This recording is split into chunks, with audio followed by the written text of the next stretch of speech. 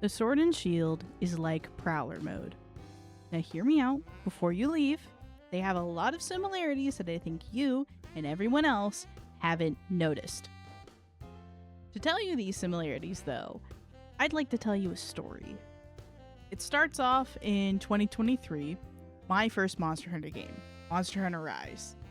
My bowmain friend introduced me to the series and he walked me through it.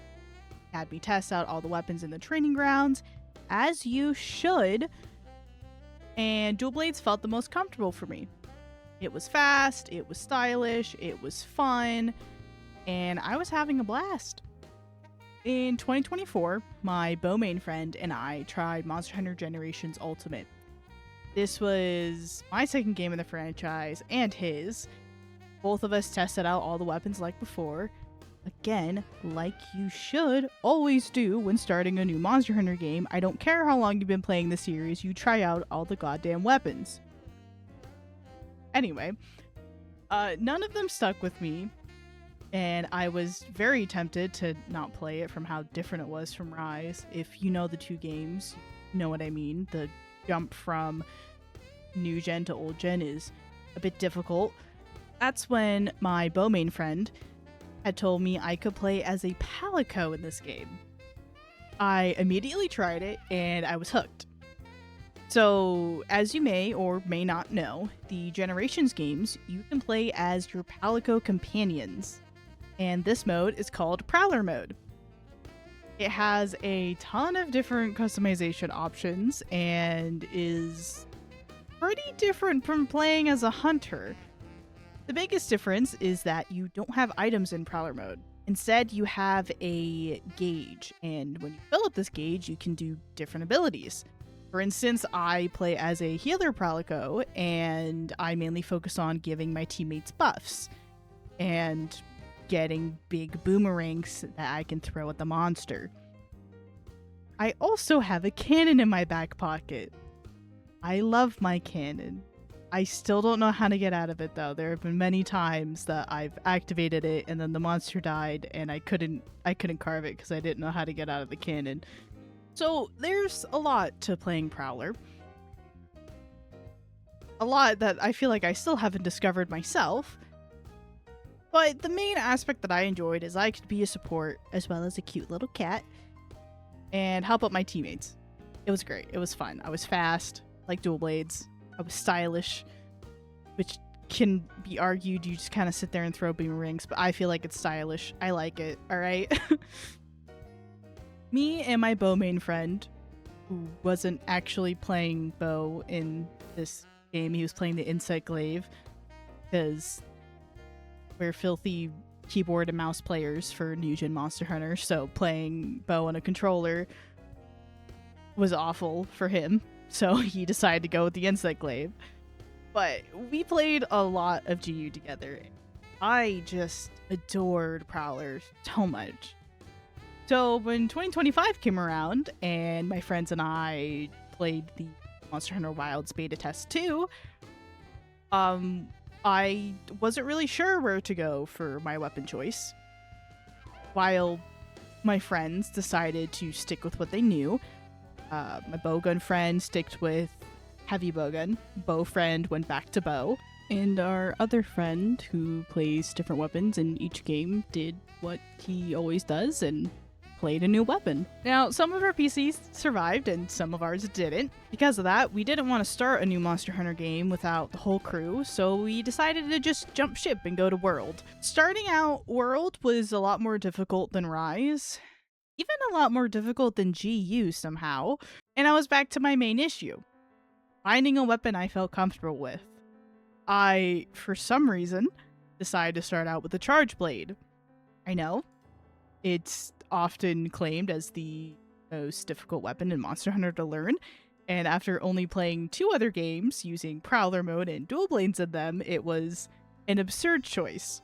I did stick with it through all of base game and into Iceborne, though after a 48-minute traumatizing Barioth hunt, I called it quits. I wasn't having fun with it, the weapon frustrated me more than anything, and I felt like I'd barely improved. I needed something different. So in wanting to switch things up, I didn't do what you're supposed to do and try all of the weapons out. I went to dual blades.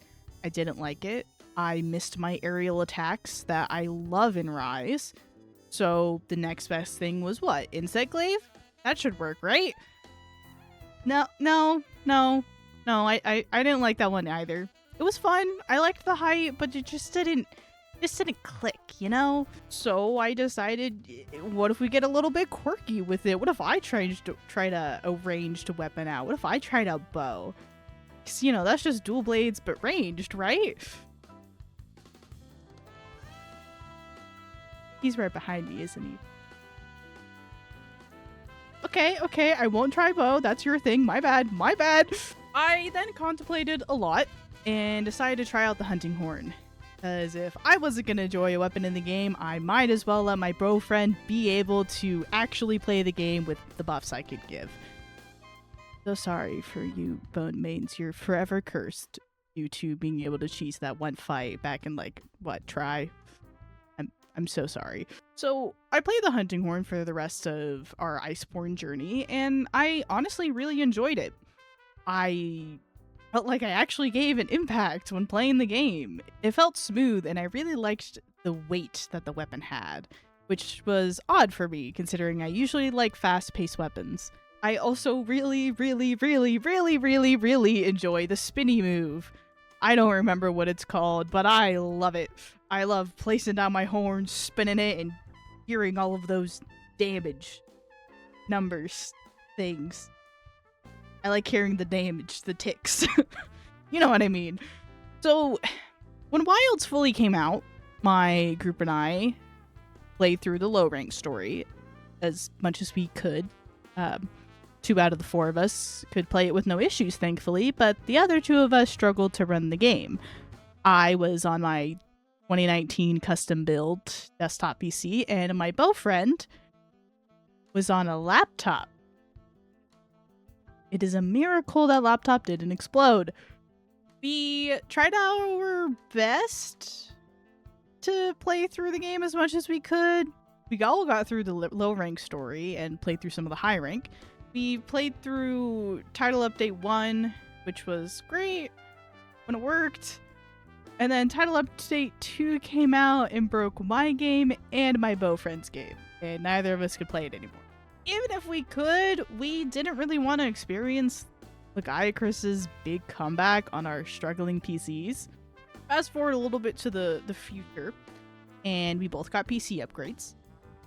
I had my Worldborn crisis again, and decided to pick up Hammer this time. Since I enjoyed hunting horn before, I wanted to see what the other blunt weapon was. I had seen a lot of memes about the big bonk. The spinning looked fun. I like being a Beyblade in games. It's silly, you know? And while I did have fun, it just didn't feel fun all the time. It didn't click, you know? I yearned for the joy I felt with dual blades in Rise and Prowler in GU. So I decided to try hunting horn again. And I hated the changes. My spinny weapon was gone, and my bubbles were like 3 times the size, which were fine, honestly. The bubbles, I don't have an issue with the bubbles. I miss my spinny move. I also didn't feel like I had the same weight with the weapon somehow. I don't know how that happened. With those being a no-go, I decided to try Charge Blade again. For some reason, I thought maybe I could have a comeback, you know? Get good at the weapon this time. I didn't like the changes either. So I put it back away in the box. Never to be seen again. Dual blades, same thing, and same thing with the Insect Glaive. I just did not like the changes the weapons had. And there was an interesting choice for me as someone who typically enjoys fast weapons. The Lance. Very interesting choice for me, but I really enjoyed it. I liked being this big tank that I could look at the monster and say, fuck you, I live. And so I stuck with that for a while until I you know, missed being fast. So, what was me, a poor little hunter like me, supposed to do? Well, I don't know, maybe if I tried all the weapons from the start, I wouldn't have this issue, but, you know, here we are. So I made a list, as any neurodivergent person does, because, man, lists are so much fun to do and then not complete. I made a list of what I enjoyed from each of the weapons I played. I liked my fast attacks. I like easy and quick movement. It can't be too complicated, but it has to have a little bit of something to gnaw on. It can be supportive, and maybe a shield to be a little bit tanky. But most importantly, I wanted to have fun. I just wasn't getting that. I wanted to have fun.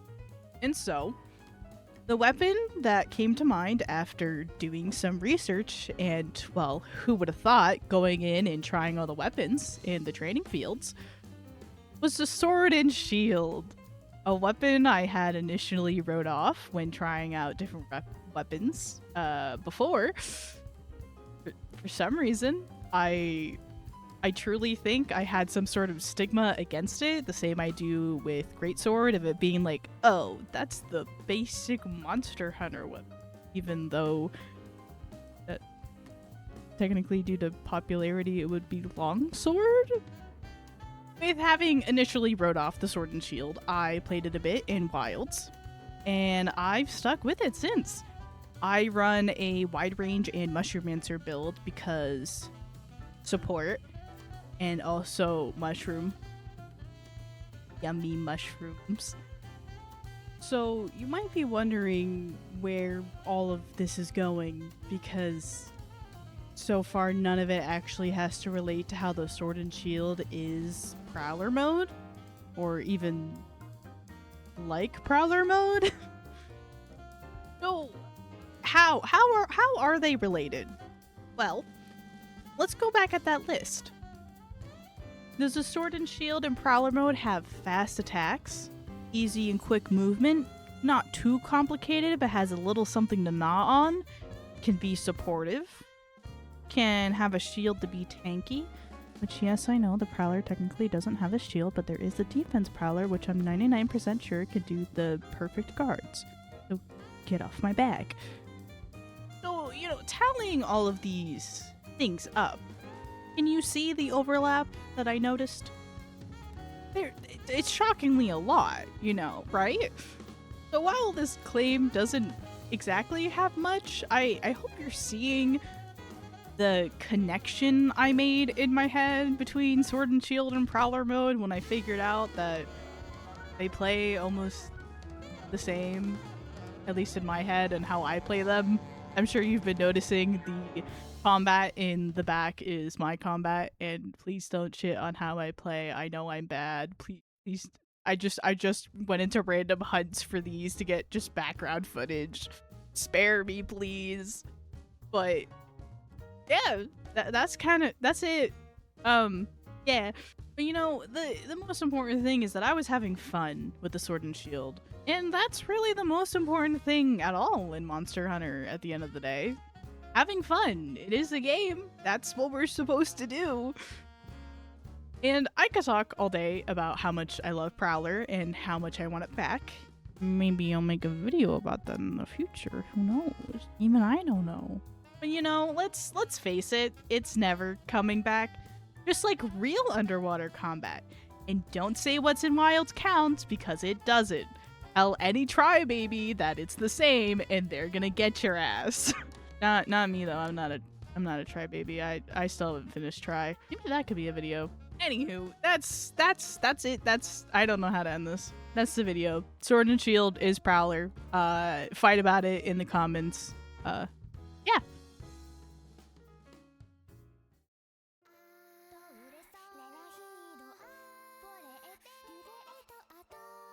Hey, Disco here. Just wanted to say thank you for watching my very first video.